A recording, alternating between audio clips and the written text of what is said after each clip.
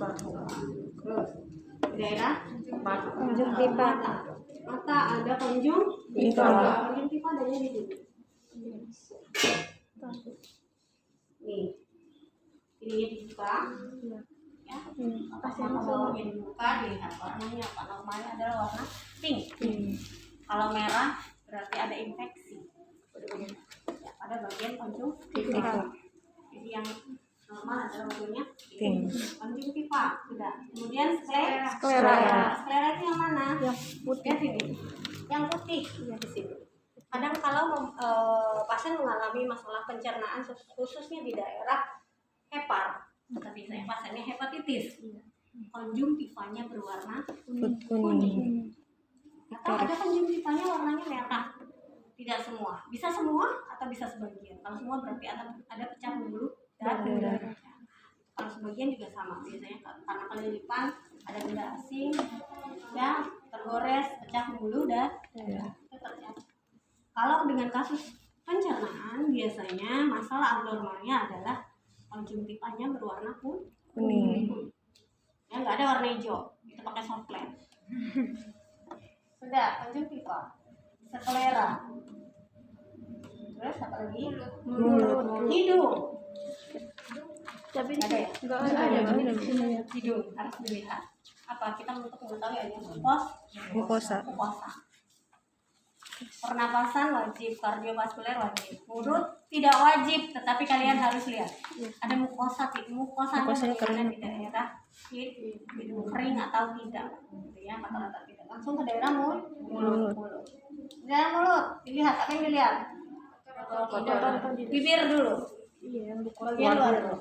Mukosa bibir. Warna bibir dan mukosa bibir. Hati-hati dengan bibir yang menggunakan lipstick. Apalagi lipstiknya ungu. Ya, kalian itu nanti memperkirakan pasiennya kebiruan. Hapus dulu kalau yang pakai lipstik. Hapus dulu, kemudian dilihat warnanya apa, kelembapannya bagaimana. Terus ke bagian dalam yang dilihat apa? Kebersihan. Di daerah sekitar mulutnya ini bersih atau tidak? Biasanya ada yang suka bercak putih-putih atau kotor, ada jigongnya gitu ya. Ada putih-putih nempel, ya, gitu kan? Terus setelah itu tadi kebersihan. Kemudian gigi, dilihat kebersihan gigi. Dengan begitu kita mengetahui personal hygiene-nya. Dia sikat gigi atau tidak. Kelengkapan dari gigi, ada gigi yang bolong atau tidak. Daerah pinggiran pipi, kita mendeteksi apa? Adanya Caries gigi. stomatitis atau sariawan. Selain di pinggiran, lihat di bagian lidahnya bersih atau tidak. Ya, ada stomatitis atau tidak. Terus di daerah bibir bagian dalam, itu kebersihannya sampai di situ. Kelembab.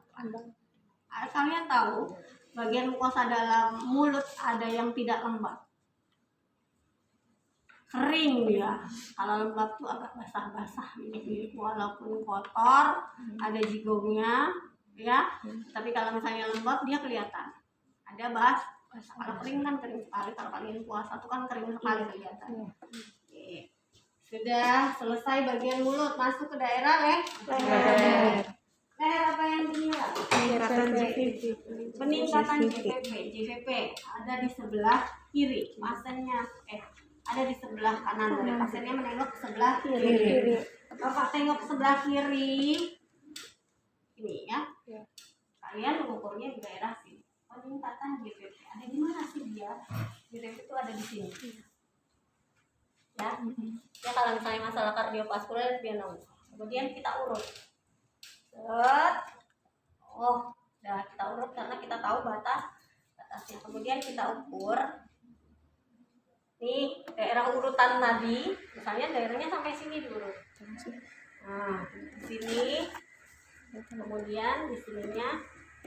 Ini kan tegak lurusnya, tidak boleh sampai ke sini, tapi dia tegak lurus. Kita ukur datar di sini. Peningkatan, nih, misalnya lurusnya segini. Ya. Peningkatan dari sini ke sini berapa senti? misalnya 1 cm, maksimal dia 2 cm. Jika dia lebih dari 2 cm maka terjadi peningkatan vena jugularis. Oke, jelas sampai sini? Pasiennya suruh miring kiri, agak diurut, ya agak diurut sampai dia ke bawah sehingga kita mengetahui itu batasnya di situ. Oke, kita ambil garis lurus. Ini sampai mana? Ini kan kalau misalnya begini kan tidak lurus, ya. Kalau lurus kan begini, kita ukur lurus. Segini, berapa? 1 cm, berarti tidak ada peningkatan vena jugularis. Oke, kita terus kemudian apa? Gerabak nadi karotis. Ya, ini berdenyut atau tidak? Denyutannya sebenarnya sih di kardiovaskuler, tapi di vena porta juga biasanya dapat. Vena jugularis tidak juga tidak apa-apa. Oke, kemudian langsung ke daerah perut. Perut di daerah pencernaan. Apa yang kalian lihat? Bentuk abdomen. Kita lihat bentuknya simetris atau tidak. Simetris itu artinya datar, tidak ceku, tidak juga menggelam, datar. Terus warnanya apa? Kalau kasus-kasus pasien asites gendut karena cairan, biasanya warnanya jadi terang, kayak karet diisi, kayak balon diisi air. Dia akan meregang, ya warnanya agak sedikit terang, gitu ya, daripada warna. Terus ada tidak kerutan atau apa namanya striae, itu tercatat. Ada striae tidak, ada spider nevi tidak. Spider nevi biasanya dengan kasus-kasus gangguan imunitas, tetapi masuk juga di pencernaan. Spider nevi seperti spider itu apa? Seperti jaring laba-laba. Jaring laba-laba, gitu ya. Ada satu bercak yang kalau misalnya gangguan kulit tuh merah, kemudian ada sedikit berpencar seperti laba-laba. Itu ada atau tidak? Warna, terus kelembapan, ya. Itu infeksi. Apalagi yang dilihat? Kesimetrisan warna, terus bentuk. Bentuk. Bentuknya ada lesi. Oke. Lesi, warna, spider nevi, terus apa tadi? Striae, peteci itu bintik-bintik merah. Kalau kita kayak digigit nyamuk gitu, ada atau tidak? Oke. Kelainan ketika kita lihat. Kemudian palpasi kita raba. Kehangatan, terus regangan atau keras atau tidak. Dengan kasus-kasus abdomennya yang penuh kekenyangan atau penuh dengan air atau asites, dia terasa meregang. Dengan simfisis, di sini balotemen atau di bagian kita bilangnya apa ya, tempat saluran atau tertampungnya air urin, di sini akan terasa keras, meregang, dan jika disentuh pasiennya merasa kesakitan. Ada tidak distensi kandung kemih. Terus ada tidak di perut ini asites atau apa ya, menggelembung atau begah. Makanya kita memeriksakan dengan cara kita kumpulkan, ya, dari sini ke sini kita kumpulkan, kemudian kita goyang-goyangkan. Itu namanya pemeriksaan balotemen untuk mengetahui asites atau tidak. Ketika asites, maka ketika kita goyang-goyangkan terasa ada gerakan air. Itu pemeriksaan balotemen. Terus pemeriksaan kedua adalah pemeriksaan shafting Dalnas. Pasiennya dimiringkan, mau ke kanan mau ke kiri boleh. Kemudian tunggu beberapa menit untuk memberikan kesempatan kepada air untuk turun ke bawah beberapa menit. Setelah itu kita ketuk, pegang tangan, jatuh. Kita ketuk mulai dari pinggang sampai dengan ke daerah pusat. Ini perkusi ya, sorry ya. Kalau palpasi tadi hanya digoyang-goyangkan ya. Ini perkusi, lanjutkan perkusi untuk pemeriksaan shafting Dalnas. Jika air itu isinya dia di atas kosong, di bawah kemudian kan Penuh. karena air itu mengalir dari yang tinggi ke yang bawah. Maka di atas kosong. Nah, di bawah ini penuh, lebih ting gitu ya isi. Kalau air. Terus palpasi kemudian, ini palpasi tadi perkusinya hanya pemeriksaan asites ya, tadi satu udah dicuri. Balotemen sudah, kemudian pemeriksaan nyeri tekan atau pemeriksaan palpasi ringan. Mulai dari sebelah kiri ya. Di sini ada apa? Hepar. Sebelah kanan dibalik nggak? Hepar adanya di kanan di kiri. Kanan ya. Kanan kiri? Kanan kiri, hepar. Kiri lah. Kiri ya. Kiri. So, pemeriksaan ringan hanya satu tangan. Ya. Satu tangan. Pertama untuk mengetahui nyeri tekan atau tidak. Kedua untuk mengetahui batasan dari organ atau adakah pembengkakan di daerah hepar. Bisa melakukan satu tangan atau bisa dilakukan dengan dua tangan. Yang satu disanggah, yang satu ditekan sehingga tidak goyang. Maka teraba tuh heparnya membesar atau tidak. Kalau tidak teraba berarti heparnya tidak membesar. Terus juga di sebelah kanan ada apa? Kanan nggak ada kan? Bawah sedikit baru ginjal. Ada nyeri tekan di daerah ginjal tidak? Ada tidak? Terus di bagian tengah ini apa? Lambung ya. Biasanya kalau kasus-kasus pasien gastritis ya, ini terutama untuk gastritis dia adanya atau teraba adanya nyeri. Kalau kalian sakit lambung, maka tangan kalian refleks kemana tuh? Lari daerah lambung. Terus ketika ditekan sedikit juga agaknya nyeri. Dengan kasus-kasus suka lambung atau kasus gastrointestinal ini jelas ke daerah sini ya, nyeri. Terus hepar sudah ya. Hepar ini masuk ke bagian endokrin juga. Endokrin penekanannya adalah di sini ada di daerah peningkatan dari hepar. Apa lagi? Pankreas ada di sini kan, di kuadran kiri. Hepar begini, pankreas agak begini karena bentuknya dia mendatar ya. Terus kemudian di daerah kuadran ini kan di bawahnya ada ginjal. Sini ada apa? Di sini ada apa tadi Ibu bilang? Tempat penyimpanan urin. Namanya kandung kemih. Ada tidak peningkatan atau distensi kandung kemih?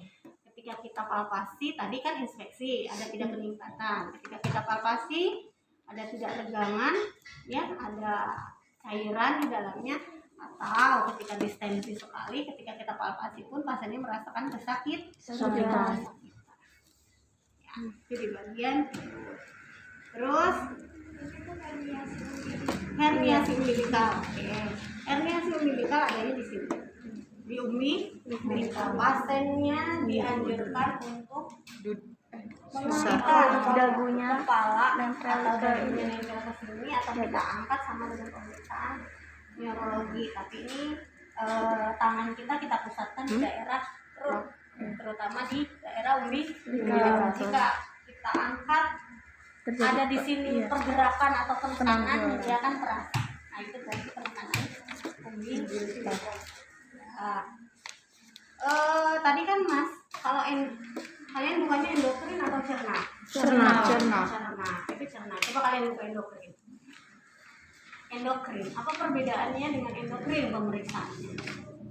Endokrin masuk juga ke dalam pemeriksaan kardiovaskular. Ada nggak? Enggak ada Bu. Ada nggak?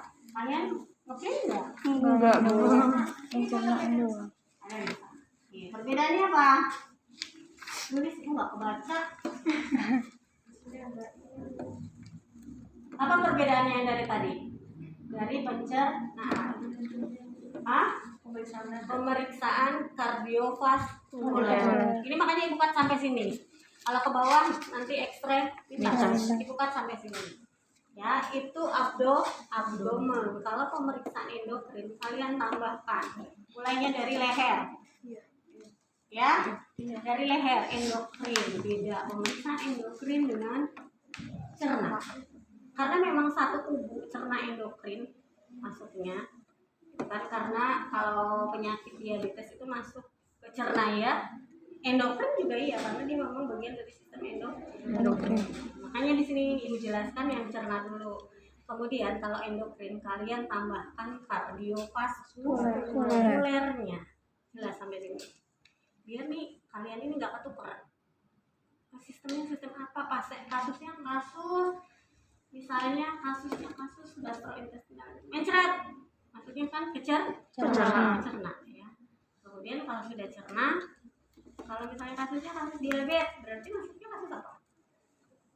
Endokrin. Dia cerna juga, dia endokrin. Cerna kenapa? Karena heparnya ada di bagian endokrin. Jelas? Kalian proses berpikirnya sudah sampai situ. Cernanya ada di endokrinnya, tapi dia masuknya ke sistem sirkulasi porta di hepar atau di hepar. Itu ya, jelas. Oke, nanti belum selesai lupa. Palpasi. Ini dibuka dulu Pak. Tadi baru palpasi kan? Raba-raba menekan. Kemudian auskultasi. Kita selesaikan dulu yang cerna. Auskultasi ini masukin kuping. Jangan ikut ibu ya. Nanti kalian di lapangan juga ikut ibu. Kita palpasi, kita auskultasi bagian ini cerna loh. Ya, ibu ingatkan lagi ini baru cerna. Kemudian nanti dimasukkan ke dalam endokrin. Apa namanya perut kita bagi untuk auskultasi kita bagi menjadi 4 kuadrat. Kanan atas, kiri atas, kiri bawah, kanan bawah. Kita harus hafal 4 kotak.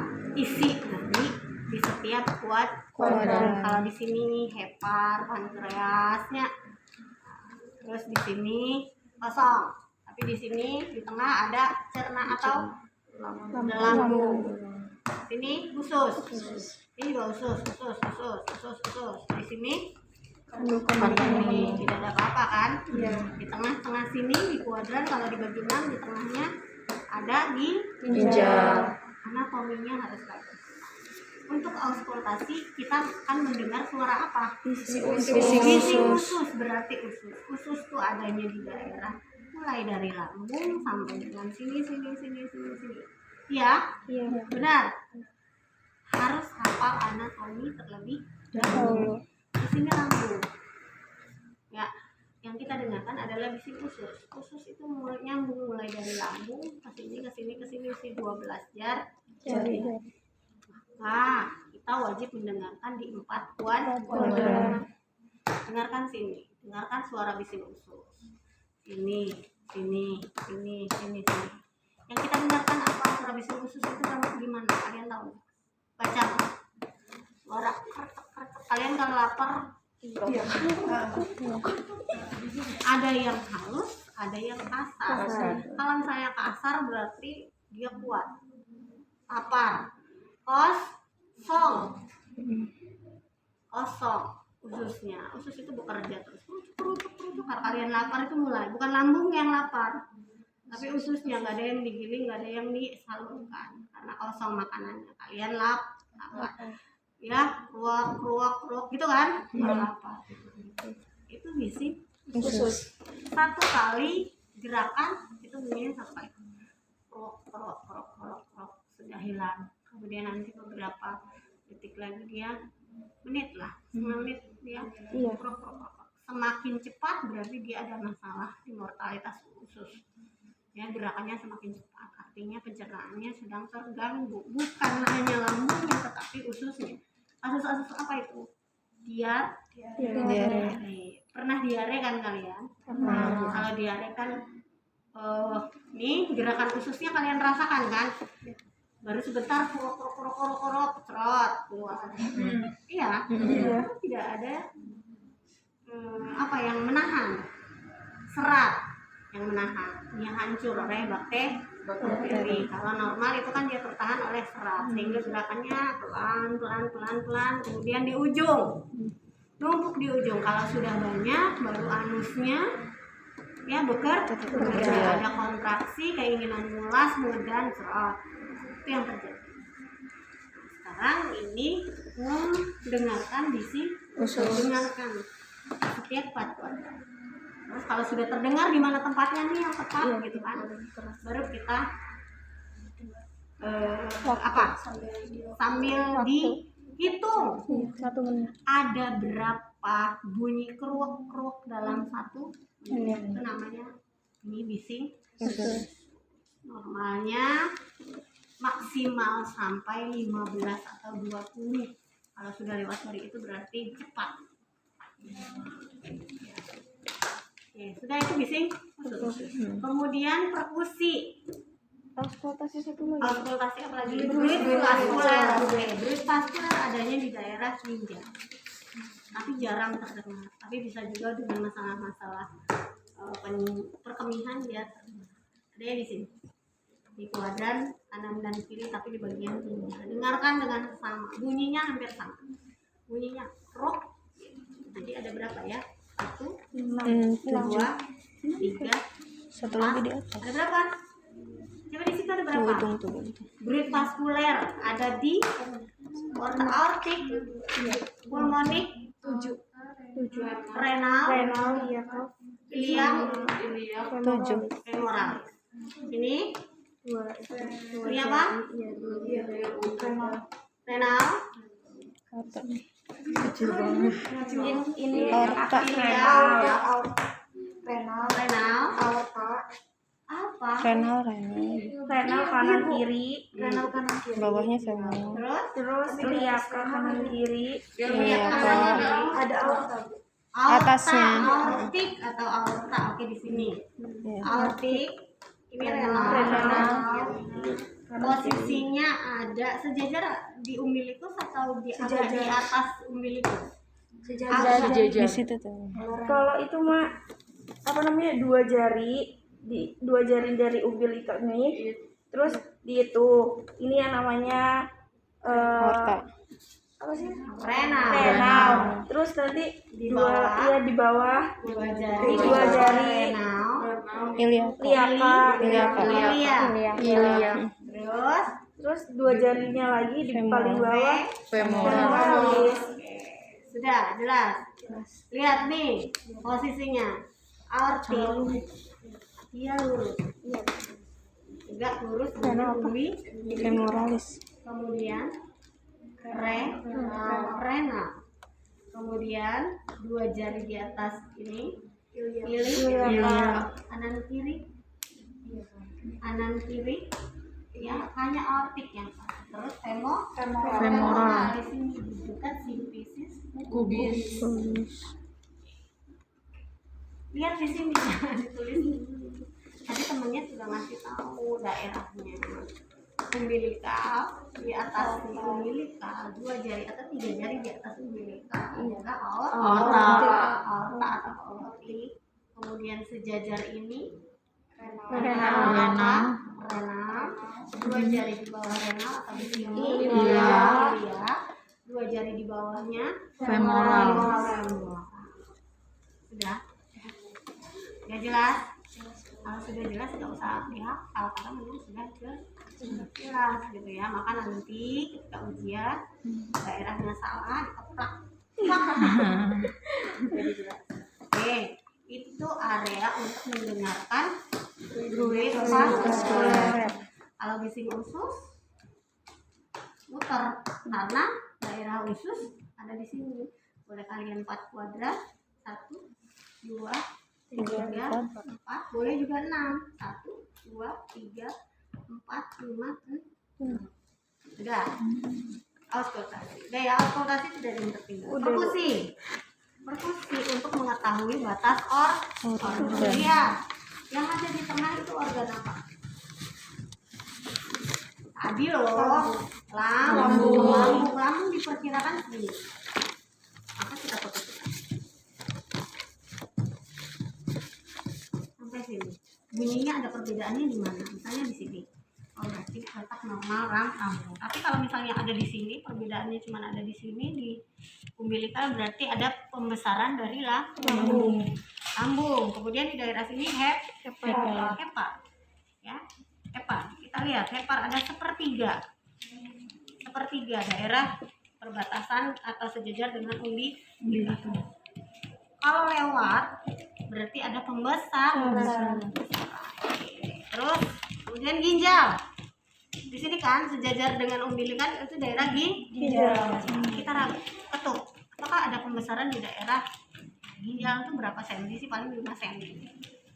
Ya, kalau ada suaranya berubahnya sampai dengan 7 cm berarti dia ada pembesaran. Nih, yang paling jelas adalah di daerah kandung kemih. Ya. Normalnya tidak membengkak, normalnya hanya sampai sini. Kita lihat pembesarannya sampai mana. Jadinya ada air tung. Nanti lebih jelasnya kita meter atau kita ukur. Begitu juga ada distensi abdomen atau acid test. Kita ukur pakai ini. Mana tadi? Ukurnya gimana? Kuncinya di atas. Dari bawah, masukkan ke bawah. Iya. Kemudian angkat deh, di kabayang. Ukur. Oh, kalau orang kan bisa suruh miring-miring nih, ambil. Kalau orang bisa suruh miring-miring. Kalau ini berapa senti? Kalau acid test kan 80. Tercatat saja biar nanti dokter yang menghitung dengan saya. Ini distensinya berapa? Distensi kandung kemih. Kami geser ke sini. Ya berapa? Bukan diukur dari sini ke sini, nggak ketahuan lebarnya, tetapi dari bawah. Oke, sudah ya. Untuk mengukur. Terus perkusi sudah sampai dengan kandung kemih. Ini sudah bagian gastrointestinal. Ditambah endokrin adalah bagian kardiovaskuler. Sudah, keep ya. Di otaknya sudah nih sinkron. Tadi sampai gastrointestinal atau cerna. Ada yang ketinggalan nggak cerna? Nanti disatukan di sini nih ekstremitas. Kalau mau ekstremitas dulu boleh. Ekstremitas dulu biar nggak bingung. Ekstremitas masih cerna ya? Iya, Bu. Cerna. Dilihat warna kuku, kehangatan. Ini atas dulu, nanti baru bawah. Kehangatan, warna kukunya warna apa? Ada bercak-bercaknya atau tidak? Suka ada putih-putihnya itu atau tidak? Terus dilihat. Ditekan, sorry bukan dilihat, ditekan kukunya gini, kemudian dibuka CR, kembali dia dalam berapa detik? Maksimal 2 detik. Kalau lebih dari 2 detik itu sudah ada sirkulasinya tidak bagus. Terus warna kuku, kemudian ini apa? Pinjer, terutama untuk bagian endokrin. Labing pinjer itu biasanya kukunya menonjol. Kalau kita satukan, ya, ini tonjolannya jauh lebih besar. Kalau misalnya ini kan kecil ya. Kalau misalnya menonjol kan yang hanya nonjol yang ujungnya saja, sehingga palung ininya jadi lebih besar. Seperti lihat ini, ya nggak kelihatan. Kalau misalnya kukunya gendut, labing pinjer dia kan gendut gitu, gendut gitu jelek. Terus kalau ujung sama ujungnya ketemu, ini bolongannya akan jauh lebih besar. Kalau normal itu kecil gitu ya. Itu labing pinjer. Terus kemudian nadi, pulsasi nadi. Hitung berapa kali per menit. Terus yang paling penting kalian dengar, rasakan gerakannya itu cepat, lambat, atau kuat. Yang bagus adalah yang bonding atau kuat. Yang sedang biasanya mengikuti dari tekanan darah. Kemudian lemah itu berarti kondisi cairannya berkurang. sirkulasinya mengalami masalah itu apa sih? Sudah bagi apa nih apa nih? Turgor kulit ya, untuk mengetahui status cair pasiennya GE, maka wajib nih turgor kulitnya Diperiksa. tarik kembali dalam berapa jangan ditariknya, jangan kayak gini. Tarik kemudian kembali dalam berapa Detik. edem dengan ditusukkan dipencet gitu ya. Nanti piting udim ada berapa di situ? Ada 4. Tinggal dihafalkan situ. Terus dilihat, selain dilihat awas tadi juga dilihat warna, kelembapan, apalagi ada lecet ya dan lain sebagainya. Sama di sini juga sama.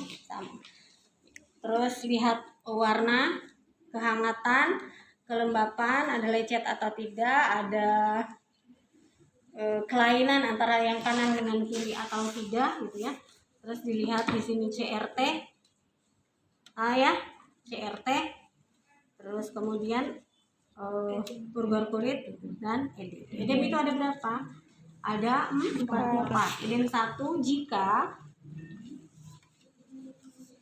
ketika kita tusukkan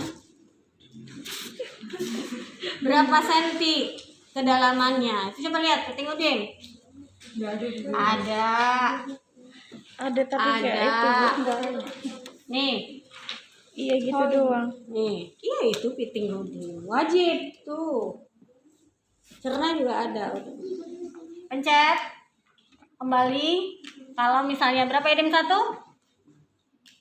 Edem 1 jika kita tusukkan kedalamannya 2 cm dan kembali dalam 2 atau 3 detik. Edem 2. Edem. Apa namanya di situ? Skala.